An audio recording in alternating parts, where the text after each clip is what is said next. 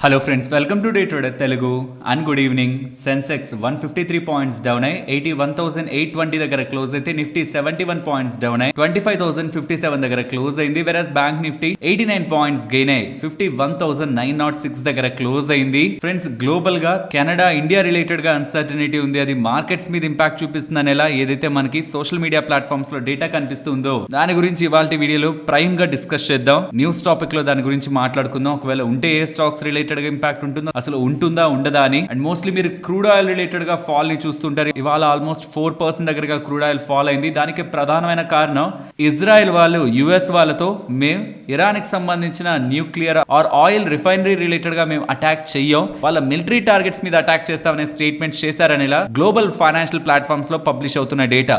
మీకు గుర్తుంటే ఇక్కడి నుంచి కొంత టైం బ్యాక్ ఇరాన్ కి సంబంధించిన ఆయిల్ మీద, ఆయిల్ రిఫైనరీస్ మీద ఇజ్రాయెల్ వాళ్ళు టార్గెట్ చేయబోతున్నారు, అటాక్ చేయబోతున్నారు అనేసరికి క్రూడ్ ఆయిల్ పెరిగింది. ఇప్పుడు అలా ఏం అటాక్స్ ఉండవు అనేసరికి అండ్ ఫ్లోరిడాలో ఫ్లడ్స్ కారణంగా గ్లోబల్ గా ఉంటున్న డిమాండ్ తగ్గుతుందని, దీంతో పాటు ఓపీఈసీ వాళ్ళు కూడా డిమాండ్ ని కట్ చేస్తుండడం, ఫోర్కాస్ట్ ని కట్ చేస్తుండడం, ఇవన్నీ కూడా క్రూడ్ ఆయిల్ రిలేటెడ్ గా ఫాల్ కి ఇంపార్టెంట్ రీజన్ గా మనం గమనించాలి. క్రూడ్ ఆయిల్ ఫాల్ అవుతుంటే oil stocks, paint stocks, aviation stocks, oil marketing companies వీటన్నిటికి కూడా అడ్వాంటేజ్. అండ్ గ్లోబల్ మార్కెట్స్ గురించి వస్తే యుఎస్ కి సంబంధించిన మార్కెట్ పర్టికులర్ గా S&P 500 కొత్త రికార్డ్ హై అయితే టచ్ చేసింది. అక్కడ మార్కెట్స్ రికార్డ్ హై దగ్గర ఉన్నాయి. పర్టికులర్ గా S&P 500 ఇండియన్ ఈక్విటీ మార్కెట్స్ కొంత డిస్టెన్స్ లో ఉన్నాయి. And coming to our Indian equity market, నిన్నటి వీడియోలో కూడా క్లియర్ గా మనం అనుకున్నది October 9th ఏదైతే హై ఫామ్ అయిందో ఆ హై అబౌవ్ కానీ మార్కెట్ క్లోజ్ అవుతూ ఉంటే then in the short term market related గా టువర్డ్స్ 25,500 ఇఫ్ అది కూడా క్లోజ్ అవుతూ ఉంటే అప్ సైడ్ వచ్చి towards recent all time high market వెళ్లే ప్రాబబిలిటీ ఉంటుందని. బట్ ఎగ్జాక్ట్లీ ఆ లెవెల్ దగ్గరకు వచ్చి October 9th దగ్గర ఫామ్ అయిన ఈ లోయర్ లోస్, లోయర్ హైస్ తర్వాత ఫామ్ అయిన హైయర్ లో, హైయర్ హై దగ్గరకు వచ్చి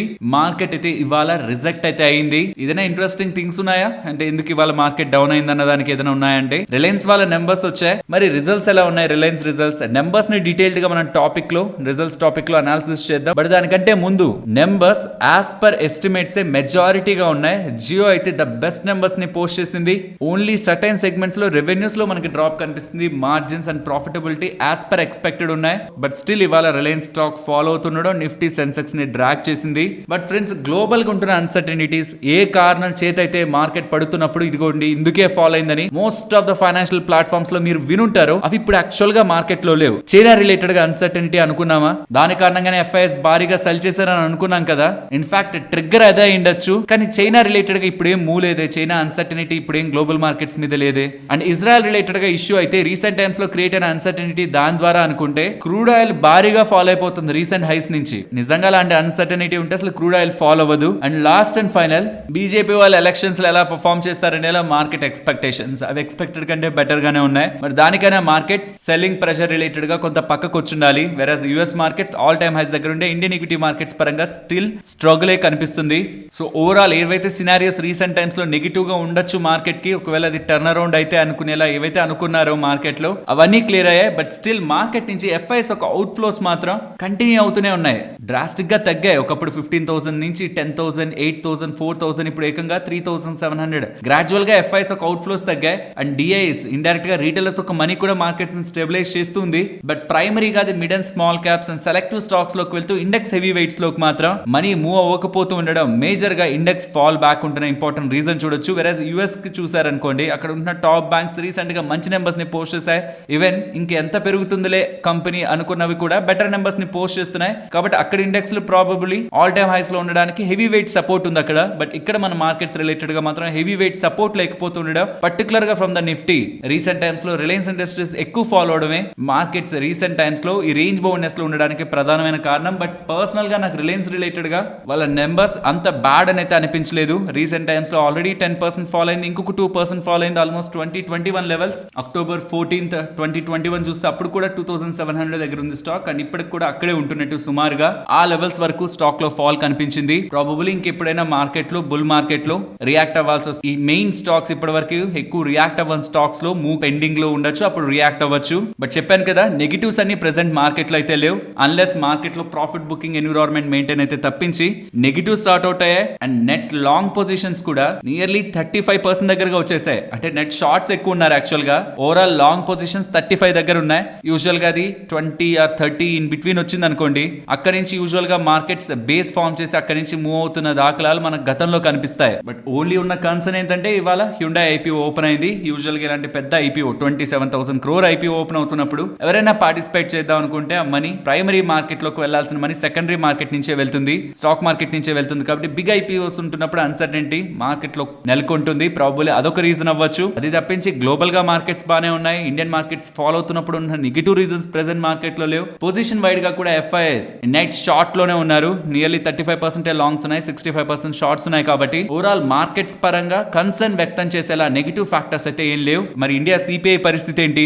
లాస్ట్ టైం 3.6% దగ్గరగా 3.65 లేండి ఎగ్జాక్ట్ గా 3.65% దగ్గరగా వచ్చిన ఇన్ఫ్లేషన్ ఇప్పుడు 5.5% వచ్చింది. అంతలా ఇన్ఫ్లేషన్ పెరిగిపోతుంటే నెగిటివ్ లేదంటారు ఏంటని మీరు నన్ను క్వశ్చన్ అడిగితే, ఫ్రెండ్స్ లాస్ట్ టైమే ఇన్ఫ్లేషన్ నెంబర్స్ వచ్చినప్పుడు కూడా నేను మీకు చెప్పాను, బేస్ ఇంపాక్ట్ కారణంగా ఈసారి అంత తగ్గినట్లు మనకు కనిపిస్తుంది. ఇన్ఫ్లేషన్ ఆన్ కంపారిటివ్ మోడ్ లో మనకు అలా తగ్గుంటుంది. నెక్స్ట్ కమింగ్ మంత్స్ లో రియల్ పిక్చర్ బయటకు వస్తుందని. కాబట్టి అది పెద్ద సర్ప్రైజ్ కూడా కాదు. మోస్ట్ ఆఫ్ ద ఎస్టిమేట్స్ కూడా 5.3, 5.4 దగ్గరగానే ఎక్స్పెక్ట్ చేశాయి ఇన్ఫ్లేషన్ ని. కాకపోతే ఈసారి 5.5 వచ్చింది. దానికి ప్రధానమైన కారణం వెజిటేబుల్ ఇన్ఫ్లేషన్. 36% వెజిటేబుల్ ఇన్ఫ్లేషన్ పెరిగింది. మీ ఊరిలో కూరగాయల రేట్లు ఎలా ఉన్నాయి? ఇక్కడ నెల్లూరులో అయితే చాలా ఎక్కువగానే ఉన్నాయి. మోస్ట్లీ ఒక 100 మార్క్ దగ్గరికి చాలా వరకు కూరగాయలు టచ్ అవుతున్నాయి. వెజిటేబుల్ ఇన్ఫ్లేషన్ ప్రధానమైన కారణం. 36% పెరగడం, మిగిలిన పల్సెస్ ఇవన్నీ కలుపుకొని ఓవరాల్ ఫుడ్ ఇన్ఫ్లేషన్ 9% పెరిగింది. దీంతో ఓవరాల్ ఇన్ఫ్లేషన్ ఇలా ఉంది. కాబట్టి ఇప్పుడు కూడా vegetable inflation or food inflation తగ్గుతూ పెరుగుతూ సడన్ గా మారుతూ ఉంటుంది. కాబట్టి ఇది కోర్ ఇన్ఫ్లేషన్ రిలేటెడ్ గా దీన్ని మనం పక్కన పెట్టి చూడాల్సి ఉంటుంది. సో హెడ్లైన్ ఇన్ఫ్లేషన్ రిలేటెడ్ వచ్చిన ఈ నెంబర్ ని అంత సీరియస్ తీసుకోవడానికి లేదు. బికాస్ ఇందులో ప్రధానమైన రోల్ ప్లే చేసింది ఫుడ్ ఇన్ఫ్లేషన్. ఇది యూజువల్ గా వెరీ వోల్టైల్ గా టైం టు టైం పెరగడం తగ్గడం జరుగుతూ ఉంటుంది. ఇది ఒకటి తప్పించి కన్సర్న్ అవ్వాల్సిన రీజన్స్ మార్కెట్ లో అయితే కనిపించట్లేదు. అండ్ సెబీ రిలేటెడ్ గా కొత్త రూల్స్ ఇవాళ మార్కెట్ క్లోజ్ అయ్యాక అప్డేట్ చేస్తున్నారు. అవి కూడా నేను న్యూస్ టాపిక్ లో డిస్కస్ చేశాను. ఫ్రెండ్స్ ఇలా మార్కెట్ లో ఉంటున్న ఎంటైర్ డేటాని మీకు ఎక్స్ప్లెయిన్ చేస్తూ వీడియోని ఇలా మీ ముందుకు తీసుకురావడానికి మేము పెట్టిన ఎఫర్ట్స్ మీకు వాల్యుబుల్ గా అనిపిస్తూ ఉంటే మన వీడియోని తప్పకుండా లైక్ చేయండి. And friends further analysis continue చేసే ముందు ఒకవేళ మీరు నెల్లూరులో ఉంటూ మన YouTube shorts and Instagram reel ఇలాంటి షార్ట్ ఫార్మాట్ కంటెంట్ లో మీరు యాక్ట్ చేయడానికి ఇంట్రెస్టెడ్ గా ఉంటే నేను కింద గూగుల్ ఫామ్ లింక్ ఇచ్చాను. ఆ లింక్ క్లిక్ చేసి మీ డీటెయిల్స్ ఇవ్వండి. మన టీం మిమ్మల్ని కాంటాక్ట్ చేస్తారు. లాస్ట్ టైం కూడా అడిగాను, బట్ అప్పుడు ప్రాపర్ గా డేటాని ఇవ్వడంలో మిస్టేక్ అయింది. దాన్ని ఫిల్టర్ చేయడంలో కష్టం అవుతుంది. కాబట్టి ఇఫ్ ఆల్రెడీ ఫిల్ చేసిన వాళ్ళైనా సరే మరొక్కసారి ఫిల్ చేయడానికి ప్రయత్నించండి. మీరు నెల్లూరులో ఉంటే, బికాస్ నెల్లూరులోనే రికార్డింగ్ అంతా ఉంటుంది. కాబట్టి నెల్లూరులో ఉంటున్న వాళ్ళు మాత్రం మీరు మన వీడియోస్ లో కనిపించడానికి ఇంట్రెస్టెడ్ గా ఉంటే కింద ఇస్తున్న లింక్ ని ఫిల్ చేయండి. ఫ్రెండ్స్ నిన్న ఈవినింగ్ ఇండియా కెనడా రిలేటెడ్ గా big statements from our Indian government దగ్గర నుంచి కానీ కెనడా గవర్నమెంట్ దగ్గర నుంచి కానీ వినిపిస్తూ ఉన్నాయి. ఎంతో మంది మన భారతీయులు కెనడాలో చదువుతూ ఉంటారు. ఇన్ఫాక్ట్ కెనడాలో సెటిల్ అవ్వాలనుకుంటూ ఉంటారు. అండ్ ఈవెన్ కెనడియన్ ఫండ్స్ కూడా చాలా వరకు ఇండియాలో భారీగా స్టాక్ మార్కెట్ లో పెట్టుబడులు పెడుతూ ఉంటాయి. అండ్ ఈవెన్ నేను మీకు స్క్రీన్ ముందు పెడుతున్నాను. కెనడా పెన్షన్ ఫండ్ వాళ్ళు ఏ స్టాక్స్ లో ఇన్వెస్ట్మెంట్ చేస్తున్నారు, సిడిపిక్యూ వాళ్ళు ఏ స్టాక్స్ లో ఇన్వెస్ట్మెంట్ చేస్తున్నారు, ఒంటారియో టీచర్స్ పెన్షన్ ప్లాన్ కానీ ఫెయిర్ ఫ్యాక్స్ హోల్డింగ్స్ వాళ్ళు కానీ ఏ స్టాక్స్ లో ఇన్వెస్ట్మెంట్ చేస్తున్నారని. ఇలాంటి స్ట్రాంగ్ టైస్ ఉంటున్న ఒక ఫ్రెండ్లీ నేషన్ గా ఉంటున్న కెనడా గత కొన్ని సంవత్సరాల నుంచి ఎందుకు మన రిలేటెడ్ గా నెగిటివ్ గా ప్రవర్తిస్తుంది? ఇందులో మిస్టేక్ ఎవరిది, మనదా కెనడా వాళ్ళదా? అండ్ ఇది ఎలా దారి తీసేందుకు స్కోప్ ఉంటుంది? ఇద్దరి మధ్యలో రిలేషన్స్ ఎలా ఉంటాయి? అండ్ పర్టికులర్ గా స్టాక్ మార్కెట్ రిలేటెడ్ గా ఇంపాక్ట్ ఎలా ఉంటుంది? ఎంటైర్ బ్యాక్ డ్రాప్ ని మీకు సింపుల్ గా ఎక్స్ప్లెయిన్ చేసే ప్రయత్నం చేస్తాను. బికాస్ ఇది కమింగ్ టైమ్స్ లో కూడా రిపీటెడ్ గా మీకు వచ్చే headline in the business platforms. Step by step దీన్ని అర్థం చేసుకుందాం. ఇదంతా స్టార్ట్ అయింది ఇక్కడ నుంచి 1 year బ్యాక్. ఇన్ఫాక్ట్ దానికి ముందు నుంచే మనల్ని ఇండైరెక్ట్ గా కవ్వించడానికి ప్రయత్నిస్తున్న ఈ పర్సన్ హర్దీప్ సింగ్ ని కెనడాలో ఎవరో హతమార్చారు. దానికి కారణం మాత్రం ఇండియన్ గవర్నమెంట్ అని పబ్లిక్ గా అక్కడి పార్లమెంట్ లో ఇండియాని అక్కడి ప్రైమ్ మినిస్టర్ అయిన జస్టిన్ ట్రూడో గారు వితౌట్ ఎవిడెన్స్ ఆరోపించారు. అక్కడి నుంచి ఇండియన్ ప్రభుత్వం పలుమార్లు మీరు స్టేట్మెంట్ అయితే చేశారు, మీ దగ్గర ఆధారాలు ఉన్నాయంటున్నారు, ఇండియన్ గవర్నమెంటే చేసింది అంటున్నారు, మరి ఎక్కడ ఆధారాలని మల్టిపుల్ టైమ్స్ అడిగినా అప్పటి నుంచి ఇప్పటి వరకు ఒక్కసారి కూడా పబ్లిక్ గా ఇవి ఆధారాలని వాళ్ళు బయట పెట్టలేదు. ఈవెన్ ఇండియన్ గవర్నమెంట్ కూడా దాన్ని సబ్మిట్ చేయలేదు. కానీ టైం టు టైం ఇండియన్ గవర్నమెంటే ఇన్వాల్వ్ అయిందని, ఇండియన్ గవర్నమెంటే కెనడియన్ వాళ్ళపై పర్టికులర్ గా ఈ సిక్ కమ్యూనిటీలో దట్టు ఖాళిస్తాన్ రిలేటెడ్ గా ఉంటున్న వాళ్ళపై ఇంటెన్షనల్ టార్గెట్ చేస్తూ తనని హర్దీప్ సింగ్ ని హతమార్చారని, దీని వెనక ఇండియన్ గవర్నమెంటే ఉందనేలా పలుమార్లు ఆరోపణలు వచ్చినా ఎప్పుడు దాని రిలేటెడ్ గా ఆధారాలను మాత్రం వాళ్ళు బయట పెట్టలేదు. అండ్ రీసెంట్ టైమ్స్ లో ఇది ఎంతలా దారి తీసిందంటే మన ఇండియన్ ఫ్లాగ్ ని కానీ అండ్ మన ఇండియన్ అఫీషియల్స్ ని కానీ ఈవెన్ ఇండియాకి సంబంధించిన టాప్ బ్యూరోక్రాట్స్ ని కానీ ఈవెన్ పొలిటీషియన్స్ ని కానీ అందరినీ కూడా అక్కడ దిష్టి బొమ్మల్లా చేస్తూ దగ్నం చేస్తూ చాలా అల్లర్లు అక్కడ ఉంటున్న ప్రో ఖాళిస్తానీ సపోర్టర్స్ చేస్తూ వస్తూ ఉన్నా అక్కడి ప్రభుత్వం ఎటువంటి చర్యలు కూడా తీసుకోలేదు. అండ్ జస్ట్ ఎందుకు అక్కడి ప్రభుత్వం ప్రో ఖాళిస్తానీ వాళ్ళని కానీ ఇండియన్ గవర్నమెంట్ ని అపోజ్ చేస్తున్న వాళ్ళని కానీ ఎందుకు సపోర్ట్ చేస్తుందంటే ఇక్కడ మీరు ఒక మ్యాథ్స్ తెలుసుకోవాలి. అక్కడ 3 మేజర్ పార్టీస్ ఉన్నాయి. Conservative party, liberal party and new democrat party. ఈ న్యూ డెమోక్రట్ పార్టీ ఉందా, ఎన్డీపీ ఉందా, ఇది ప్యూర్లీ ఖాళిస్తానీ సపోర్ట్ చేస్తున్న ఒక పర్సన్ లీడ్ చేస్తున్న పార్టీ. ఇది రీసెంట్ టైం వరకు జస్టిన్ ట్రూడో గారి పార్టీకే సపోర్టివ్ గా ఉంటూ వచ్చింది. జస్టిన్ ట్రూడో గారి పార్టీ లిబరల్ పార్టీ దానికి సపోర్టివ్ గానే ఉంటూ వచ్చింది. కానీ రీసెంట్ టైమ్స్ లో ట్రూడో గారిని పక్కన పెట్టేశారు. బికాస్ తను పెద్ద మొత్తంలో ఇండియా మీద ప్రెషర్ తీసుకురావడం, ఇండియాని ఏం చేయలేకపోతున్నారనే ఒక దీంతో మీకు మద్దతు మేము ఇవ్వమనేలా బయటకు వచ్చేసారు. ఇప్పుడు వాళ్ళని సాటిస్ఫై చేయడానికి ఇండియన్ గవర్నమెంట్ మీద ఏదో ఒక రకమైన ప్రెషర్ తీసుకురావడానికి వాళ్ళు చేస్తున్న స్టేట్మెంట్స్ అండ్ అక్కడ జరుగుతున్న అల్లర్లు కూడా వాళ్ళు ఏ మాత్రం ఆపకుండా దాన్ని అలా కొనసాగించేలా వాళ్ళు సపోర్ట్ చేస్తూ ఉండడం. నిన్న ఇండియన్ గవర్నమెంట్ అఫీషియల్ గానే ఒక స్టేట్మెంట్ ఇచ్చేసింది. మేము మా రిలేషన్స్ ని డౌన్ గ్రేడ్ చేస్తున్నాం, కెనడా రిలేటెడ్ గా మా రిలేషన్ ని డౌన్ గ్రేడ్ చేస్తున్నాం, అక్కడ ఉంటున్న హై కమిషనర్ ని అండ్ డిప్లొమాట్స్ ని కూడా వెనక్కి రప్పిస్తున్నాం అనేలా స్టేట్మెంట్ అయితే చేశారు. దానికి బదులుగా కెనడా వాళ్ళకు కూడా స్టేట్మెంట్స్ చేశారు, కెనడా ఇండియా రిలేషన్స్ రిలేటెడ్ గా. అండ్ ఇన్ఫాక్ట్ దాని వెనక గవర్నమెంట్ ఆఫ్ ఇండియా ఉందని, అక్కడ జరుగుతున్న రాంగ్ థింగ్స్ కి బ్యాక్ ఉంటున్నది ఇండియానే అనేలా వాళ్ళ స్టేట్మెంట్స్ కూడా ఉన్నాయి, ఇండియా స్టేట్మెంట్స్ ఉన్నాయి. బట్ ఇండియా దగ్గర నుంచి అయితే క్లియర్ స్టేట్మెంట్స్ కనిపిస్తున్నాయి. ఇక ఇండియా అండ్ కెనడా రిలేటెడ్ గా ఉంటున్న ఇప్పటి వరకు ఉంటున్న రిలేషన్స్ డౌన్ గ్రేడ్ అయ్యి అక్కడ ఉంటున్న బ్యూరోక్రాట్స్ ని, అఫీషియల్స్ ని వెనక్కి రప్పించాలని ఇండియన్ ప్రభుత్వం అయితే ప్రయత్నిస్తుంది. ఫ్రెండ్స్, ఇండియా రిలేటెడ్ గా చాలా కంట్రీస్ అప్పుడప్పుడు నెగిటివ్ చేస్తున్నాయి. ఇప్పుడు ఇండియా అలాంటి డెసిషన్ తీసుకోలేదు. 2019 పుల్వామా రిలేటెడ్ గా జరిగిన ఇష్యూ కారణంగానే పాకిస్తాన్ ఇస్లామాబాద్ లో మన హై కమిషనర్ ని వెనక్కి రప్పించారు. అప్పటి వరకు కూడా హై కమిషనర్ ఉన్నారు అక్కడ పాకిస్తాన్ లో. ఎన్ని ఇష్యూస్ అవుతూ ఉంటాయి మీ అందరికీ తెలుసు పాకిస్తాన్ రిలేటెడ్ గా మనకి. బట్ పుల్వామా ఇన్సిడెంటే ఇండియన్ గవర్నమెంట్ ని ట్రిగ్గర్ చేసి అక్కడ ఉన్న హై కమిషనర్ ని వెనక్కి తీసుకొచ్చారు 2019 లో. ఇది అప్పటి నుంచి ఇప్పటి వరకు ఎప్పుడు మనకి ఇస్లామాబాద్ పాకిస్తాన్ ఒక క్యాపిటల్ లో మనకి హై కమిషనర్ లేరు అంటే మనకి వాళ్ళకి మంచి సంబంధాలు లేవనేలా ఒక రిప్రజెంటేషన్ అది. సేమ్ దాని తర్వాత మళ్ళీ అగైన్ ఇప్పుడు కెనడా రిలేటెడ్ గా ఈ స్టెప్ తీసుకునేంతలా ఇండియన్ గవర్నమెంట్ ముందుకు వెళ్ళిందంటే ఎంతలా వాళ్ళు ఇంటర్నేషనల్ గా ఇండియా ఇమేజ్ ని డామేజ్ చేయడానికి వితౌట్ ప్రూఫ్ ఉంటే బయట పెట్టాలి, పబ్లిక్ గా పెట్టాలి, అప్పుడు ఆరోపణలు చేయాలి. కానీ ఏ ప్రూఫ్ లేకుండా మీరు చేశారు మాకు తెలుసు. ఈవెన్ నిన్నటి స్టేట్మెంట్స్ లో కూడా మాకు సాలిడ్ ఎవిడెన్స్ దొరికింది, త్వరలోనే బయట పెడతాం అంటున్నారు. ఆ త్వరలోనే ఎందుకు, యాజ్ సూన్ యాజ్ పాసిబుల్ సంవత్సరం నుంచి చెప్తున్నారు కదా. ఇంత టైం పాటు వితౌట్ ప్రూఫ్ అలిగేషన్స్ చేసినట్టేనా? ఇది అసలు రాంగ్ థింగ్. ఒక కంట్రీ ఇంకొక కంట్రీని దట్టు అఫీషియల్స్ ఓపెన్ గా పార్లమెంట్ లో ఆరోపణలు చేయడం అనేది మంచి పద్ధతి కాదు. Just to retain their political stature, political గా విన్ అవడానికి ఒక కంట్రీనే ఎనిమిలా చేసే ప్రయత్నం. నేను స్టార్టింగ్ లో చెప్పాను కదా, చాలా మంది స్టూడెంట్స్ వెళ్తుంటారు, చాలా మంది జాబ్ చేయడానికి వెళ్తుంటారు, సెటిల్ అవ్వాలనుకుంటారు, అబ్రాడ్ రిలేటెడ్ గా థింకింగ్ వస్తున్నప్పుడు యుఎస్ తర్వాత కెనడా కూడా ఒక ఆప్షన్ లో చూస్తుంటారు.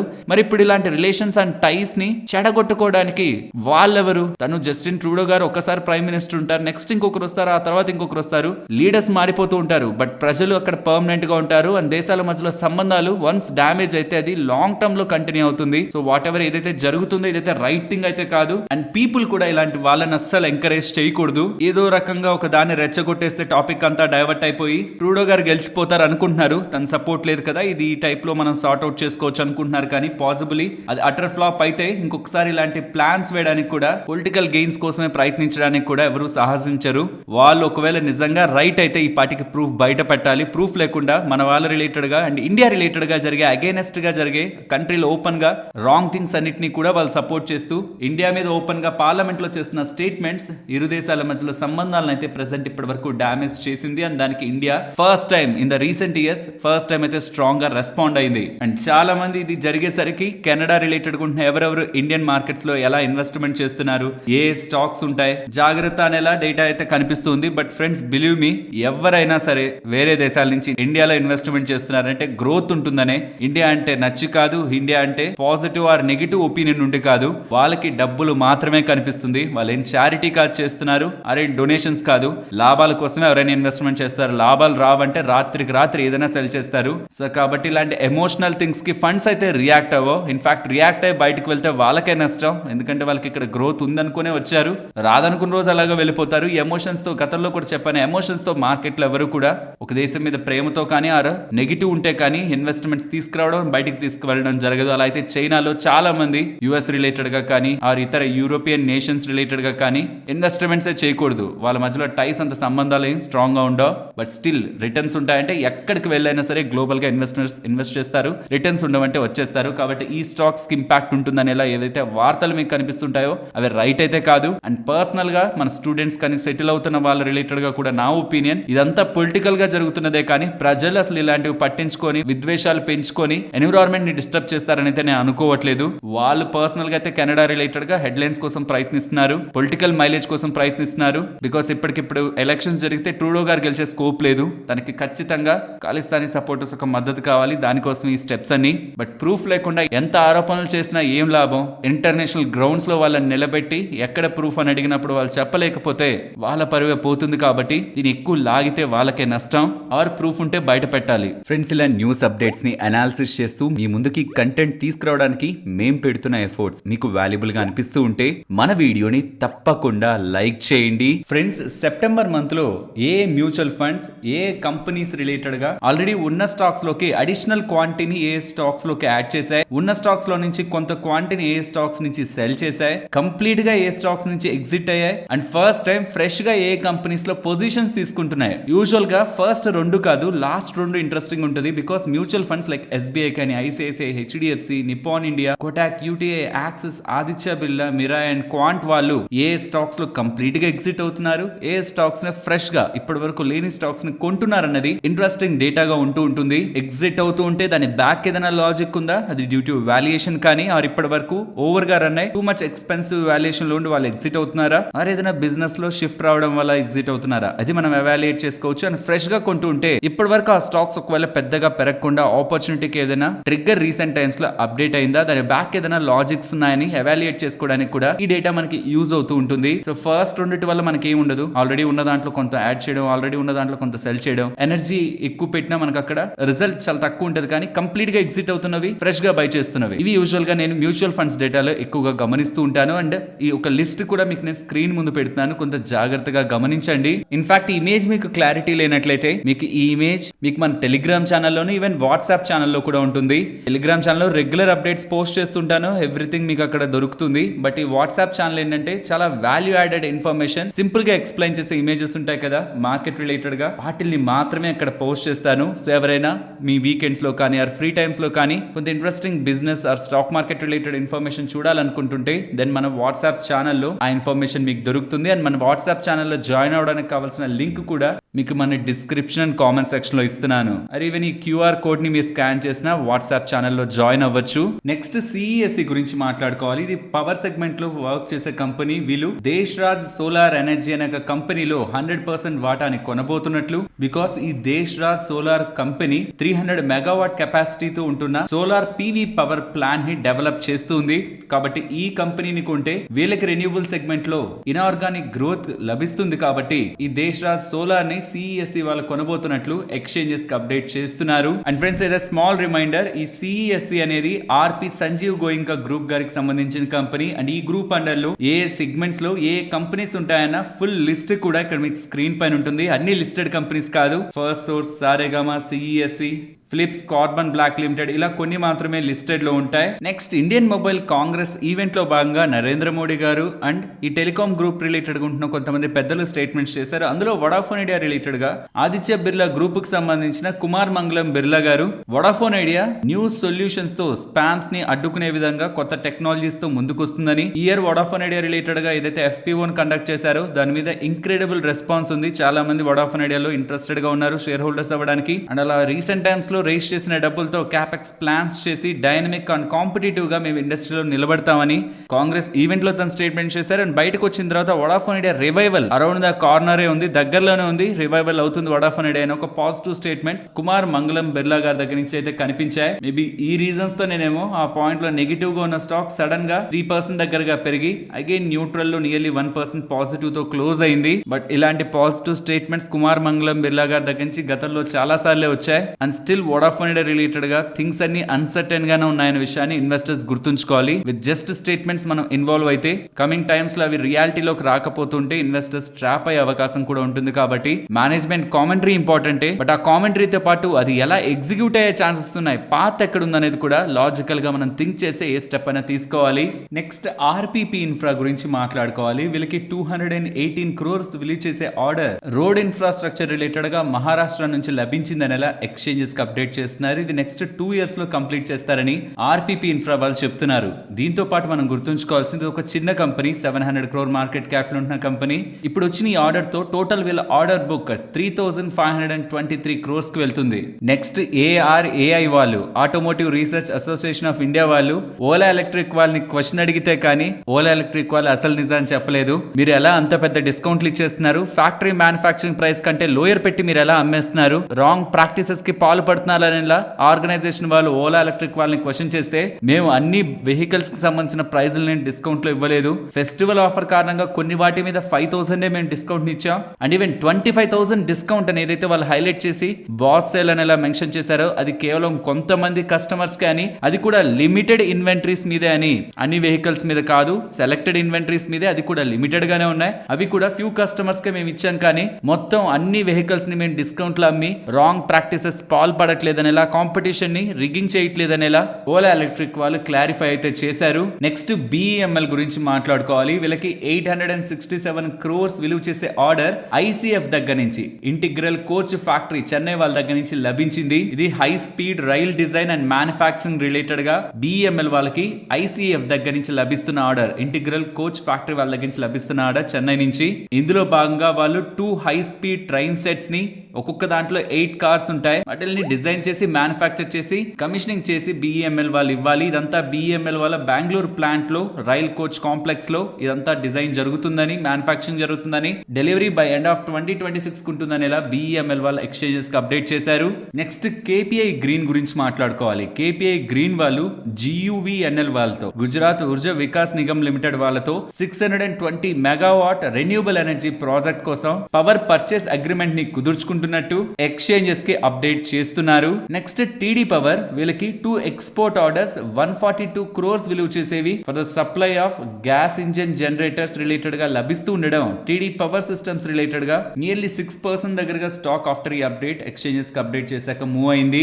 నెక్స్ట్ సన్టెక్ రియాలిటీ వీళ్ళ బిజినెస్ డేటాని షేర్ చేశారు. వీళ్ళ సెకండ్ క్వార్టర్ రిలేటెడ్ గా nearly pre sales year on year comparison లో జూలై సెప్టెంబర్ క్వార్టర్ లో 32.7% on year on year comparison grow అవుతున్నట్లు వీళ్ళు అప్డేట్ చేస్తూ ఉండడం, వీళ్ళ బిజినెస్ అప్డేట్ తో స్టాక్ కి వాళ్ళ జంప్ అయింది. నెక్స్ట్ ప్రాజ్ గురించి మాట్లాడుకోవాలి. యూనియన్ మినిస్టర్ నితిన్ గడ్కరీ గారు CII లో confederation of Indian industry bio energy summit 2024 లో ఇథనాల్ బ్లెండింగ్ డీజిల్ రిలేటెడ్ గా 15% చేయడానికి రీసెర్చ్ వర్క్ నడుస్తుందని, అది ఆల్మోస్ట్ అడ్వాన్స్డ్ స్టేజెస్ లో ఉందని, పెట్రోల్ రిలేటెడ్ గా 2025 కి 20% టార్గెట్ పెట్టుకున్నారు, ఇది మనకు తెలిసిందే. డీజిల్ రిలేటెడ్ గా కూడా 15% కి రీసెర్చ్ వర్క్ ఆల్మోస్ట్ సపోర్ట్ చేస్తుందనేలా అప్డేట్స్ చేస్తూ ఉండడం. ఇప్పటి వరకు పెట్రోల్ రిలేటెడ్ గా ఆపర్చునిటీ, ఇథనాల్ రిలేటెడ్ గా చూస్తూ వచ్చాయి. ఇక డీజిల్ రిలేటెడ్ గా కూడా 15% దగ్గరగా రీసెర్చ్ సపోర్ట్ చేస్తుందనేసరికి ఫర్దర్ గా ఇథనాల్ రిలేటెడ్ గా బ్లెండింగ్ ఇండియాలో డీజిల్ సైడ్ కూడా 15% కి వెళ్తే ఇథనాల్ రిలేటెడ్ గా తయారు చేస్తున్న కంపెనీస్ కి అండ్ దానికి ఇన్ఫ్రాస్ట్రక్చర్ ప్రొవైడ్ చేస్తున్న కంపెనీస్ కూడా అడ్వాంటేజ్ ఉంటుంది. కాబట్టి ఆఫ్టర్ ఈ అప్డేట్ ప్రాజ్ రిలేటెడ్ గా ఇంతటి మూని మనం చూసాం. ఫ్రెండ్స్, ఈ టైమ్ టెక్నో ప్లాస్ట్ రిలేటెడ్ గా కొంత జాగ్రత్తగా గమనించండి. స్టాక్ ఇవాళ పెరిగింది, దీనికి ప్రధానమైన కారణం సిస్టమాటిక్స్ వాళ్ళు ఇక్కడ నుంచి కూడా 56% పెరుగుతుంది, నిన్నటి క్లోజింగ్ నుంచి కూడా స్టాక్ ఇంకా 56% పెరుగుతుందని చేసిన పాజిటివ్ కామెంట్స్. బట్ గుర్తుంచుకోవాల్సింది, రైట్ ఫ్రమ్ 2023 మే దగ్గర నుంచి స్టాక్ ఆల్రెడీ 450% దగ్గరగా పెరిగింది. Nearly 1 year 5 months around time లోనే స్టాక్ ఆల్రెడీ 450% పెరిగింది. ఇక్కడ నుంచి ఇంకొక 56% అంటే అలాంటి గ్రోత్ క్యాపబిలిటీస్ కంపెనీకి ఉన్నాయా అండ్ ఏ వాల్యుయేషన్ లో స్టాక్ ఉందనేది కూడా ఒకసారి మాట్లాడుకుందాం. లాస్ట్ 1 year లో కంపెనీ ఒక రెవెన్యూస్ లోనూ ఇంప్రూవ్మెంట్ ఉంటుంది, బట్ అది ఆల్మోస్ట్ 20% దగ్గరగా ఇంప్రూవ్మెంట్ ఉంటుంది. వెరస్ ప్రాఫిటబిలిటీ ఆల్మోస్ట్ 35 to 40% దగ్గరగా ఇంప్రూవ్ అయినట్లు కనిపిస్తుంది. బట్ స్టాక్ ఏకంగా 450% దగ్గరగా ఆల్రెడీ పెరిగింది. మరి ఏంటి రీజన్? రీసెంట్ టైమ్స్ లో మీరు కాంపోజిట్ సిలిండర్స్ రిలేటెడ్ గా వింటూ ఉంటారు కదా. ఈ కాంపోజిట్ సిలిండర్స్ రిలేటెడ్ గా ఈవెన్ నేను కూడా ఒక షార్ట్ వీడియో కూడా చేశాను. వీటి రిలేటెడ్ గా అడ్వాంటేజెస్, నార్మల్ గా ఉంటున్న సిలిండర్స్ కంటే వచ్చే అడ్వాంటేజెస్ కి దీనికి చాలా ఎక్కువ ఉంటాయి. కాబట్టి మోస్ట్లీ మెయిన్ ప్లేయర్స్ అంతా ఈ కాంపోజిట్ సిలిండర్స్ కి మూవ్ అవుతుంటే వీళ్ళ సేల్స్ ఆబ్వియస్లీ కమింగ్ టైమ్స్ లో గ్రో అవుతాయి. ఇది వాల్యూ యాడెడ్ ప్రొడక్ట్ వీళ్ళకి, అంటే ఇవి ఎవరు పడితే వాళ్ళు తయారు చేయడానికి లేదనమాట. బికాస్ PESO వాళ్ళు ఉంటారు, petroleum and explosive safety organisation వాళ్ళు, వీళ్ళు అప్రూవల్స్ ఇస్తూ ఉంటారు. ఆ అప్రూవల్ వీళ్ళకి ఉంది. సో కాబట్టి కమింగ్ టైమ్స్ లో విత్ దిస్ లైసెన్స్ వీళ్ళు ఎక్కువ బిజినెస్ చేస్తారని మార్కెట్ ఎక్స్పెక్ట్ చేస్తుంది. అండ్ ఇండస్ట్రియల్ ప్యాకింగ్ పరంగా గ్లోబల్ గా వీళ్ళు one of the top 3 player అనమాట. ఈ లార్జ్ డ్రమ్స్ ఉంటాయి కదా, మీకు చాలా చోట్ల కనిపిస్తూ ఉంటాయి కూడా. గ్లోబల్ గా నియర్లీ 50 to 60% మార్కెట్ షేర్ తో వీళ్ళు one of the large player గా గ్లోబల్ గా వీళ్ళు ఉన్నారు.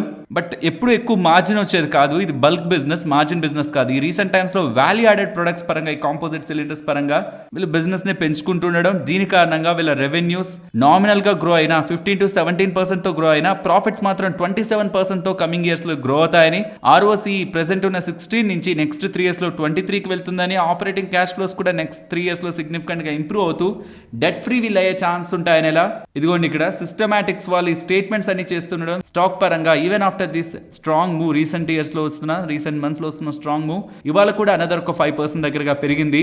సో దీని బ్యాక్ ఉంటున్న ఎంటైర్ స్టోరీ ఎందుకు ఇంతలా పెరిగింది అండ్ ఎందుకు ఇంకా పెరగడానికి పాసిబిలిటీ ఉంటుందని సిస్టమాటిక్స్ వాళ్ళు అభిప్రాయపడుతున్నారు విత్ నెంబర్స్ అండ్ వాళ్ళ రిపోర్ట్ ని కూడా మీకు స్క్రీన్ ముందు ఉంచుతున్నాను. నెక్స్ట్ సెబీ వాళ్ళు ఇవాళ మార్కెట్ క్లోజ్ అయ్యాక FNO రిలేటెడ్ గా ఒక ఇంపార్టెంట్ సర్క్యులర్ అయితే రిలీజ్ చేశారు. అందులో భాగంగా ట్రేడింగ్ మెంబర్స్ రిలేటెడ్ గా ఎవరెవరైతే మార్కెట్స్ రిలేటెడ్ గా పార్టిసిపేషన్ చేస్తూ ఉంటారో వాళ్ళందరి పరంగా పొజిషన్ లిమిట్స్ ని maximum 7,500 crores or 15% of total open market individual గా ఫ్యూచర్స్ కి ఆప్షన్స్ కి డిఫరెంట్ గా లిమిట్స్ అయితే పెడుతున్నారు. ఇది ఎందుకు ఎవరైనా ఒకే ఒక వ్యక్తి ఆర్ ఒకే ఒక బ్రోకర్ సైడ్ నుంచి ట్రేడింగ్ మెంబర్ సైడ్ నుంచి అయినా పెద్ద మొత్తంలో పొజిషన్స్ వాళ్ళొక్కరే మార్కెట్ ని మ్యానిపులేట్ చేయడానికి పొజిషన్స్ ని పెట్టుకోవడం, మార్కెట్ ని మ్యానిపులేట్ చేసే మేబీ ప్రాక్టీసెస్ ని అరికట్టడానికి సెబీ వాళ్ళు స్టెప్ తీసుకుంటున్నట్లు కనిపిస్తుంది. 15% ఆఫ్ టోటల్ ఓఏ ఏ ఒక్క పర్సన్ కానీ ఆ క్లయింట్ ప్లస్ ప్రొప్రైటరీ మెంబర్స్ కలిపి ట్రేడింగ్ మెంబర్ లో వీళ్ళు ఎవరు కూడా 15% పొజిషన్ ని ఒక్క సైడ్ నుంచే మెయింటైన్ చేయకూడదని, ఒకవేళ అది పెద్ద ఇండెక్స్ అనుకోండి 15% ఓఏ అంటే చాలా పెద్ద అమౌంట్ అనుకోండి, దానికి కూడా మనీ పరంగా కూడా లిమిట్ పెట్టారు 7,500 crores అని. ఇందులో ఏది చిన్నదిగా ఉంటే అది దాని ప్రకారం లిమిట్స్ అయితే అప్లై అవుతాయంటున్నారు. ఇవి ఇమీడియట్ గా రేపటి నుంచే అమలు అవుతాయంటున్నారు. యూజువల్ గా టైం ఇస్తారు కానీ ఇక్కడ అలా కాదు, రేపటి నుంచే రూల్స్ అన్ని అమలు అవుతాయని, ఎగ్జిస్టింగ్ ఉంటున్న ట్రేడర్స్ వాళ్ళ పొజిషన్స్ ని అడ్జస్ట్ చేసుకోవాలని ఇలా ఎక్స్చేంజెస్ కి ఈవెన్ బ్రోకర్స్ కి కూడా సెబీ వాళ్ళు ఇవాళ evening market close act circular అయితే ఇస్తున్నారు. దీని కారణంగా ఎగ్జిస్టింగ్ గా ఎవరెవరైతే ట్రేడ్ చేస్తుంటారో వాళ్ళకి ఏదైనా ఇంపాక్ట్ ఉందా, వాళ్ళు ఏదైనా అర్థం చేసుకోవాలంటే వాళ్ళు ఎటువంటిది అర్థం చేసుకోవాల్సిన నీడ్ లేదు, ఎటువంటి ఇంపాక్ట్ కూడా లేదు. ఇది బ్రోకర్ లెవెల్ నుంచి మెయింటైన్ అవ్వాల్సిన లిమిట్స్. అండ్ నాకు తెలిసి ఇండివిజువల్ గా ఏ ట్రేడర్ కూడా 7,500 crores కి సంబంధించి ఆర్ 15% ఓఐని మెయింటైన్ చేసేలా అంత పెద్ద క్వాంటిటీతో ఎవరు చేస్తారని అనుకోవట్లేదు. కాబట్టి ఆ ఇంపాక్ట్ మన మీద అయితే ఉండదు. ఒకవేళ అంత చేస్తున్న వాళ్ళైతే వాళ్ళ పొజిషన్స్ ని అడ్జస్ట్ చేసి బ్యాలెన్స్ చేసుకోవాల్సి ఉంటుంది. అండ్ ఇవి ఇమీడియట్ గా అమలు అవుతాయని సెబీ వాళ్ళు చెప్తున్నారు. నెక్స్ట్ రిజల్ట్స్ గురించి మాట్లాడుకుందాం. అందులో ఫస్ట్ రిలయన్స్ ఇండస్ట్రీస్ ఒక నెంబర్స్ ఇక్కడ మీకు స్క్రీన్ పైన కనిపిస్తూ ఉంటాయి. Year on year comparison revenues expectations కంటే బిలో వస్తున్న, operating profit, margin and net profit market expectations కంటే బెటర్ గా వచ్చింది. దీనికి ప్రధానమైన పాత్ర జియో సైడ్ నుంచి మనకు కనిపిస్తుంది. జియో ప్లాట్ఫామ్స్ రిలేటెడ్ గా record high profits 6,536 crores profits మనకు అక్కడి నుంచి కనిపిస్తున్నాయి. అండ్ ఈవెన్ జియోతో పాటు oil and gas retail space లో కూడా గుడ్ గ్రోత్ కనిపించింది. కానీ ఆయిల్ టు కెమికల్ సెగ్మెంట్ లో ఓవరాల్ ప్రాఫిటబిలిటీ సైడ్ వచ్చేసరికి డిక్లైన్ మనకు కనిపిస్తుంది. బికాస్ రీసెంట్ టైమ్స్ లో ఈ ఆయిల్ రిలేటెడ్ గా మార్జిన్స్ ఎక్కువ ఫాలో అయ్యాయి కదా, అది ఇంపాక్ట్ క్లియర్ గా కనిపిస్తుంది. అండ్ జియో రిలేటెడ్ గా మెయిన్ ఇంపాక్ట్ అంతా వీళ్ళ యావరేజ్ రెవెన్యూ పర్ యూజర్ పెరగడం కారణంగా టారిఫ్ హైకిల్ చేశారు కదా, దాని కారణంగా వచ్చిన గ్రోత్ ఆర్పు రిలేటెడ్ గా 7.4% ఇయర్ ఆన్ ఇయర్ లో పెరగడం కారణంగా రిలయన్స్ నెంబర్స్ ఇంతలా అయినా వచ్చాయి. ఇప్పుడు వీళ్ళ ఆర్పు 195 రూపీస్ 10 పైస్ దగ్గరగా ఉంది. అంటే వీళ్ళ అందరు సబ్స్క్రైబర్స్ దగ్గర నుంచి యావరేజ్ గా 195 రూపీస్ దగ్గరగా పర్ మంత్ వీళ్ళు కలెక్ట్ చేస్తున్నారు. 5G సబ్స్క్రైబర్స్ 14.8 crore ఉన్నారని, nearly 34% of their wireless data traffic ని వాళ్ళు కంట్రోల్ చేస్తున్నారని, టోటల్ సబ్స్క్రైబర్స్ 47.9 crore దగ్గరగా వీళ్ళ అండర్ లో ఉన్నారని ఇలా వీళ్ళు ఎక్స్చేంజెస్ కి అప్డేట్ చేశారు. అండ్ జియో యూజర్స్ కి అప్ టు 100 GB వరకు ఫ్రీ క్లౌడ్ స్టోరేజ్, వాళ్ళ photos, videos, documents, digital content and data online లో అప్లోడ్ చేసుకునే విధంగా జియో యూజర్స్ కి వీళ్ళు ప్రొవైడ్ చేయబోతున్నట్లు ముఖేష్ అంబానీ గారి స్టేట్మెంట్స్ కూడా ఉన్నాయి. So overall numbers oil to chemical segment లో వస్తున్న డ్రాప్ కారణంగా కొంత రెవెన్యూ సైడ్ ఇంపాక్ట్ అనేది కనిపిస్తున్న నెంబర్స్ బెటర్ గానే ఉన్నాయి. అండ్ మార్కెట్ లో ఉంటున్న బిగ్ క్వశ్చన్ అంతా ఎందుకు రిలయన్స్ ఇండస్ట్రీస్ వాళ్ళు ఇప్పుడు బోనస్ ని అనౌన్స్ చేయలేదు అని. బికాస్ వాళ్ళు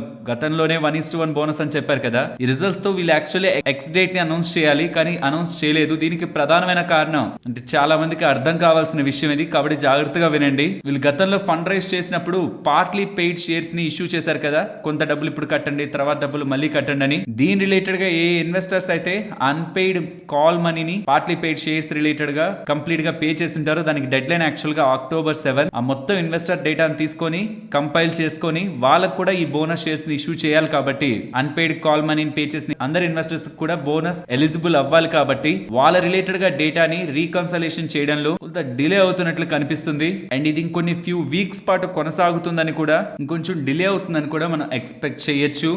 నెక్స్ట్ హెచ్డిఎఫ్సి ఏఎంసీ నెంబర్స్ ని గమనించారంటే ఇయర్ ఆన్ ఇయర్ కంపారిజన్ లో strong revenue growth, margins expansion and profitability కూడా సిగ్నిఫికెంట్ గా ఇంప్రూవ్ అయినట్లు మనకు కనిపిస్తుంది. అండ్ ఈవెన్ ప్రాఫిటబిలిటీ రిలేటెడ్ గా ఇక్కడ మీరు జాగ్రత్తగా ఫోర్త్ ట్యాక్స్ ఎక్స్పెన్స్ దగ్గర, డిఫర్డ్ ట్యాక్స్ దగ్గర గమనించారంటే గతంతో కంపేర్ చేస్తే ఈసారి అడిషనల్ ట్యాక్స్ వీళ్ళకు వన్ టైమ్ గా పడ్డాం. ఇన్ఫాక్ట్ అది వాళ్ళ ఫుట్ నోట్ లో కూడా వీళ్ళు రిలీజ్ చేశారు. ఈసారి ట్యాక్స్ వన్ టైమ్ గా అడిషనల్ ఛార్జ్ వీళ్ళకి నియర్లీ 70 crore దగ్గరగా పడిందని. అది కూడా తీసి చూస్తే నేను అది కూడా తీసే స్టాక్ రిలేటెడ్ గా మంచి నెంబర్స్ ఉన్నాయని మెన్షన్ చేశాను.